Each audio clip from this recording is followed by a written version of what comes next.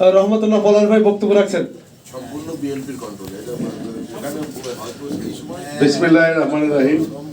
সাতক্ষীরা সাংবাদিক ক্লাব আয়োজিত আজকের আমাদের দেশনেত্রী বেগম খালেদা জিয়ার মাগফিরাত কামনায় দোয়া অনুষ্ঠান উপলক্ষে সম্মানিত সভাপতি এবং প্রিয় সাংবাদিক ভাইয়েরা, আসসালামু আলাইকুম।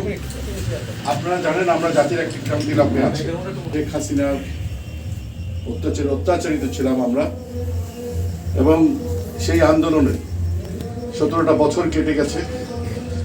এর মধ্যে আমাদের দেশনেত্রী বেগম খালেদা জিয়া, যাকে আমরা মাদার অফ ডেমোক্রেসি বা গণতন্ত্রের মা হিসেবে আখ্যায়িত করতে পারি, কারণ উনি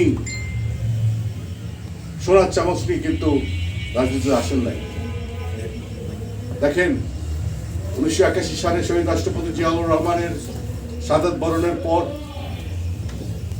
আমাদের সাত্তার সাহেব রাষ্ট্রপতি হলো, ছলে বলে কৌশলে তৎকালীন সেনাপ্রধান ক্ষমতা গ্রহণ করলো।